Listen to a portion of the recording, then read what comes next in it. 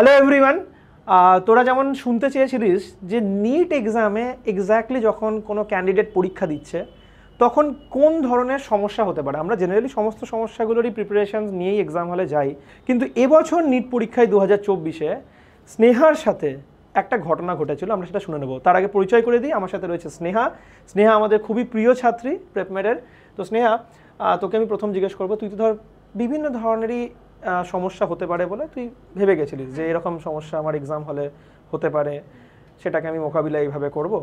তোর এবছর নিট পরীক্ষার সময় এক্স্যাক্টলি কি সমস্যাটা হয়েছিল যেটা তোর মনে হয়েছে যে না, এটা আমি তো কোনো প্রিপারেশন নিয়ে আসিনি? হ্যাঁ, আমি সবকিছু ভেবে গেছিলাম, কিন্তু ঘরে ঘড়ি নিয়ে কোনো সমস্যা হবে এটা ভেবে যাইনি। কিন্তু আমি যে রুমটায় বসেছিলাম সেটা একটা লম্বা হল ছিল, এবার একদম ফার্স্ট ওয়ালে একটা ছোট ঘড়ি ছিল, আর আমার সিটটা পড়েছিল একদম ফার্স্টের দিকে ঘড়িটা ছিল, মানে তুই তোর সিটটা অনেক পেছনে, একদম লাস্টে। তো আমি ওখান থেকে কিছুই দেখতে পাচ্ছিলাম না ঘড়ি। এবার শুধুই 1:30 তে একটা বেল পড়েছিল, তো সেটা বুঝতে পেরেছিলাম। তারপরে 1:50 যেটা ওয়েমার দেওয়ার একটা বেল পড়েছিল, তো ওটা বুঝতে পেরেছিলাম। তো আমি বুঝতে পারছিলাম যে টাইমে তো একটা প্রবলেম হবে, যেহেতু আমি ঘড়িটা দেখতে পাচ্ছি না। তো আমি ইনভিজিলেটর যিনি ছিলেন তাকে বললাম যে একবার অ্যাটলিস্ট কিছুটা সময় পরে এসে বলে যেতে। টাইম তিনি বলে দিচ্ছিলেন? হ্যাঁ, বলে মানে চেষ্টা করছিলেন, কিন্তু ওনার যেহেতু ওয়েমার নিয়ে বিজি ছিল অনেক সময়, তো মানে মাঝে মাঝে এসে বলে দিচ্ছিলেন। তো আমার অসুবিধা হচ্ছিল কিছুটা। তখন আমি একটা মানে যেহেতু অনেকবার প্র্যাকটিস করেছি মক টেস্টে, তো আমি একটা মেন্টাল ক্লক একটা ভাবছিলাম যে তুই মনে মনে ভাবছিলিস যে কতক্ষণ পরে পরে হতে পারে, যতটা টাইম দেবো ভেবেছিলাম একটা কোয়েশ্চেনে। আমি চেষ্টা করছিলাম কিছুটা কম টাইম দিতে, যাতে লাস্টে গিয়ে আমার টাইমের প্রবলেমটা না হয়। তো এটা একটা মানে টাইম ম্যানেজমেন্টে আমার খুব সমস্যা হয়েছিল লাস্টের দিকে। সো বেসিক্যালি মানে এরকম একটা টাইম ম্যানেজমেন্টের সমস্যাও কিন্তু হতে পারে যদি দেখা যায় যে প্রপারলি, মানে এটা ইনফ্যাক্ট আগে তো আরো ভয়ঙ্কর প্রবলেম হতো যে হয়তো এক্সাম হলে যে ঘড়িটা সেটাতে ব্যাটারি নাকি শেষ হয়ে গেছে, সেই ব্যাটারি আনতেই দুপুর 3টে বেজে গেছে। এবার পরীক্ষা শুরু হয়ে গেছে 2টো থেকে 3টে ব্যাটারি নেই ঘড়িতে, মানে কমপ্লিট ক্যাওস। তো যাই হোক, এনটিএ সেইগুলো অ্যাটলিস্ট হয়নি বলেই আমি এখনো পর্যন্ত টিল নাও খবর আছে এনটিএর রুল মানে রুম যখন ওরা সেন্টারও সিলেক্ট করে এগুলো খেয়াল রেখেই করে। আর স্টিল তোর সাথে যেটা হয়েছে সেটা ডেফিনেটলি মানে একটা প্রবলেম তোর হতেই পারতো। থ্যাংক গড যে তারপরেও তুই সেটাকে কোনোভাবে একটা ম্যানেজ করে, ইনভিজিলেটরকে ডেফিনেটলি থ্যাংক ইউ, ইনভিজিলেটর ভালো ছিল, তুই বলছিস ব্যবহার করে, তারপরে ব্যাপারটা ওভারকাম করে ফেলেছিস। তো মানে ওভারঅল টাইম ম্যানেজমেন্টে তোর একটা সমস্যা হয়েছিল, সেটা অনলি বিকজ অফ তোর যেহেতু প্রপার এক্সাম হলের মধ্যে তুই ঘড়িটা পাসনি বলে, তাই জন্য। না হলে হয়তো আরও বেটার টাইম ম্যানেজ তুই করতে পারতিস, কারণ তুই সেইভাবেই তুই প্র্যাকটিস করে গেছিলিস বাড়িতে।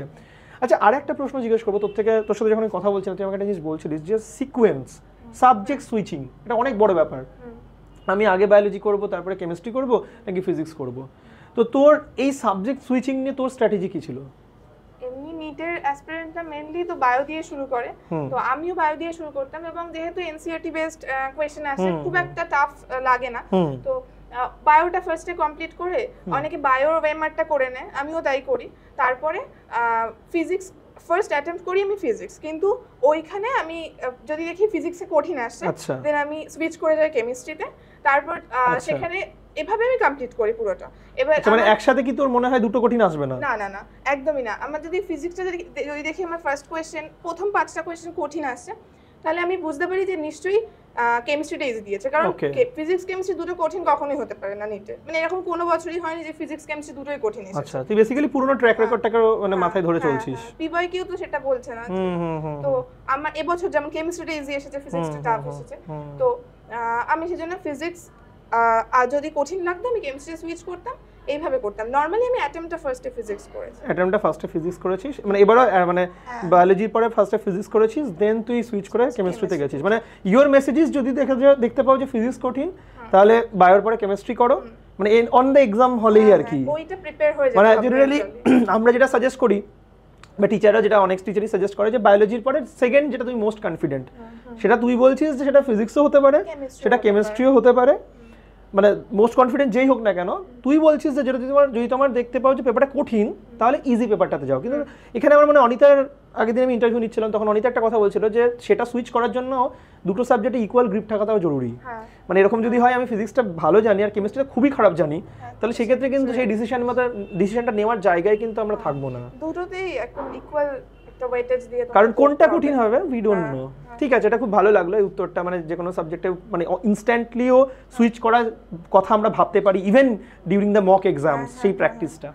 তো স্নেহা, তোকে আমি যেটা জিজ্ঞেস করছিলাম সেটা হচ্ছে যে তুই তো ড্রপার ছিলিস, তো তুই আমাকে বলছিলিস যে 11-12 কিছু তুই ভুল করেছিলিস, তো একটু যদি ভাই বোনদের সাথে শেয়ার করিস, কারণ এবছর অনেকেই আছে যারা 2026-এর জন্য নিটের জন্য প্রস্তুতি নিচ্ছে 2 বছরের কোর্সে, কিংবা 2025-এর জন্য প্রেপমেট থেকে ধর প্রিপারেশন নিচ্ছে 1 বছরের কারিকুলামের জন্য। তো তুই তাদের জন্য মানে মানে একটা ফ্রেশার হয়েও নিট ক্যান্ডিডেট র্যাঙ্ক করতে পারে, মানে তুই যে ভুলগুলো করেছিলিস যার জন্য তোকে ড্রপ করতে হয়েছিল, সেটা যদি একবার একটু তাদেরকে পয়েন্ট আউট করে দিস তাহলে খুব ভালো হয়। 11টা একটু সিরিয়াসলি নিতে হবে, মানে অনেক সময় আমি যেহেতু ওয়েস্ট বেঙ্গল বোর্ড থেকে ছিলাম, তো আমার একটু বুঝতে সময় লেগেছিল যে কিভাবে পড়তে হবে। আচ্ছা, তো এটা এখন তো অনেক মানে প্রেপের তো প্রচুর হেল্প করে, ওই কোনটা পড়তে হবে, এনসিইআরটিটাকে কতটা পড়তে হবে, সেটাই এনসিইআরটিটাকে ফোকাস করতে হবে সব সাবজেক্টের জন্য। আচ্ছা, এবার সেইটা যদি প্রথম থেকে সিরিয়াসলি পড়া যায়, 11 থেকে ফাঁকি দিলে কিন্তু 12 এ গিয়ে কভার আপ করা যায় না, ঠিক 550 তে গিয়ে স্কোর আটকে যাবে, তারপরে আর যাবে না। একদমই ঠিক কথা বলেছিস, একদম পারফেক্ট। ওই 12টা কমপ্লিট থাকলেও হবে না, 11 থেকে পুরোপুরি ফোকাস করতে হবে। 11 থেকে পড়তে হবে। এবারে মেইনলি বায়োটা, কারণ অ্যানালিসিস বলছে বায়ো পোরশনটা 50% এর বেশি 11 থেকে আসে, ঠিক, আর ফিজিক্স কেমিস্ট্রিটা 12 থেকে বেশি আসে। তো বায়োটা একদম যেন ক্লিয়ার থাকে, এনসিইআরটিটা যেন আমাকে দুবার পড়তে না হয়। মানে ফাঁকি যদি 11 এ মেরেও থাকে তাহলে অ্যাট লিস্ট মানে তিনটেতেই ফাঁকি মেরেছে, এরকম হলে মানে একদম কি বলবো মানে বাজে কম্বিনেশন খুব আর কি। মানে হয়তো একটা সাবজেক্ট 11 এ একটু খারাপ ছিল, হতেই পারে অনেকের হয়ে যায় সময় যে বায়ো আর কেমিস্ট্রিটা 11টাই ভালো পড়েছি, ফিজিক্সটা অত ভালোভাবে রেডি হয়নি। তো সেটা যদি হয় সেটা তাও নাই 12 এ মেকআপ করা সম্ভব, কারণ আমরা যখন 12 এ পড়াই তখন আমাদের 11 এর প্যারালালি ক্লাস চলে, তো আমরা 12 এর যেমন 12 এর রানিং ক্লাস চলে 11 এর ক্লাস চলে, তো সেটাতে ওরা মেকআপ করে নিতে পারবে। তো এটাই তোর জন্য মেসেজ ছিল, তো এটাই। সো বেসিক্যালি যে হচ্ছে যে 11 এর যারা আছিস তারা 11টাকে ফাঁকি মারিস না, 12 এ গিয়ে না হলে কিন্তু নিট আর বোর্ড একসাথে নিয়ে মানে পড়া এবং ফ্রেশার ইয়ারে ক্র্যাক করাটা ডিফিকাল্ট হয়ে যাবে। আর লাস্ট একটা কোয়েশ্চেন তোকে আমি জিজ্ঞেস করবো, এই যে ধর যখন তুই প্রেপমেটে পড়াশোনা করতিস, তো তখন কোন কোন জায়গাতে তোর মনে হয়েছে যে প্রেপমেট মানে তোকে খুবই হেল্পফুল হয়েছে, এবং কোন কোন জায়গাতে তুই প্রেপমেটকে পাশে পেয়েছিস? আমি মেইনলি ডাউট কর্নারের কথাটা বলবো, মানে আমার তো ডাউট ভীষণ হেল্প হয়েছে। যেমন ফিজিক্সে আমাদের মানডে করে একটা ক্লাস হতো ডাউট ক্লিয়ারিং এর, এভরি মন্ডে প্রত্যেকদিন জয়েন করতিস? প্রত্যেকদিন, মানে কেউ না করলেও যে আমাকে বলতো যে স্নেহা খুব ভালো ডাউট ক্লিয়ার করছে, যে যার দরকার সে যেন আর কি জয়েন করে জিনিসটা ক্লিয়ার করে না, একা থাকলেও অনেকটা বেশি আরো বেশি ডাউট ক্লিয়ার দিতে পারছি। প্রচুর ডাউট ক্লিয়ার হয়েছে, পার্সোনালি ম্যাম প্রচুর হেল্প করেছে। আর কেমিস্ট্রির কথা, আমার কেমিস্ট্রিতে সমস্যা ছিল, তো আমি আরজিডি স্যারের ভিডিও ব্যাংক থেকে দেখেছি প্রচুর, আর কেমভাব ম্যাম মানে ভাবনা ম্যাম থেকে প্রচুর হেল্প পেয়েছি, প্রচুর, মানে একদম ছোট ছোট ডাউট গুলো ম্যাম একদম সলভ করে দিতেন, সেটা রাত 3টে হোক, ভোরবেলা হোক, যে কোনো সময় যখনই ম্যামকে জিজ্ঞেস করেছি ম্যাম জিনিসটা ক্লিয়ার করে দিয়েছে। সো ফিজিক্স কেমিস্ট্রি ডাউট তুই খুব ইউজ করেছিস, আর জিডি স্যারের ভিডিও ব্যাংক মানে কেমিস্ট্রি ভিডিও ব্যাংক তুই ইউজ করেছিস।